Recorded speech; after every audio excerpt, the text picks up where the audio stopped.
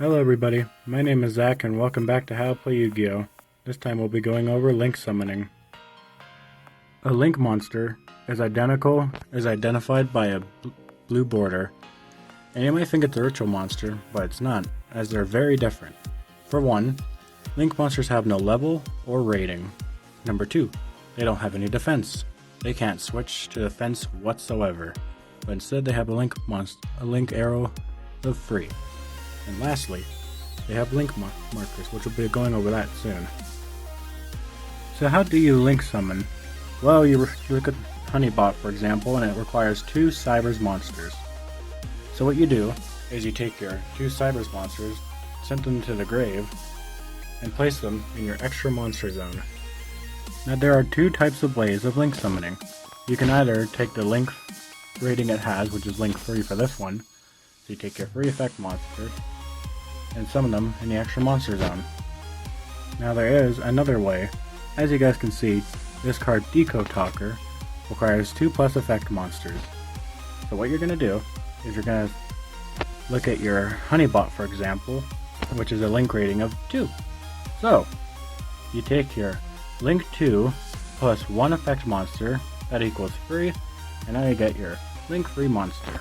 Just be sure to read the card first before you can do that kind of summoning.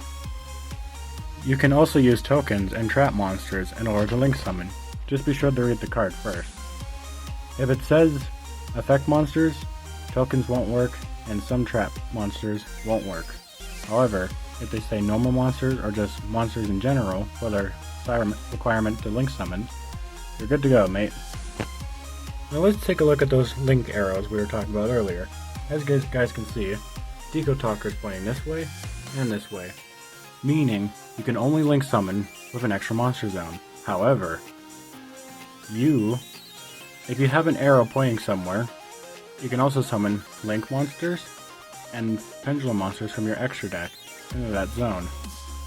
What's cool about this is that if you have a link monster in your monster zone, and you have a link monster in your main monster zone, that main monster zone gives you more room in order to put other extra deck monsters that are link monsters or face-up pendulum monsters. So that's pretty cool. Now let's say you're trying to take control of an opponent's link monster. Basically, if they have one in their extra monster zone, you'll take control of it, however, it'll go to your main monster zone instead. And then, when you have to give it back to your opponent, it'll go to their main monster zone. So be careful about that, because you're allowing them to use their extra monster zone again.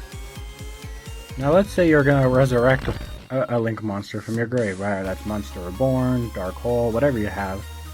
Again, it'll go to your main monster zone, which allows you to get a free extra monster zone. Very cool, right? Now let's say that you're going to banish a link monster. Let's look at Farfa, Malabranch of the Burning Abyss's effect. Pretty much, it says that I can banish one monster on the field until the end of the turn. So, I can banish my link monster. However, just like controlling or resurrection, it'll return to the main monster zone, giving you a free room for your extra monster zone. Before I carry on, there's just one more important thing to note, is that you can only get one extra monster zone. You cannot use the other one. That one is for your opponent, unless you can find a way to do that, which I'll be explaining that in just a moment.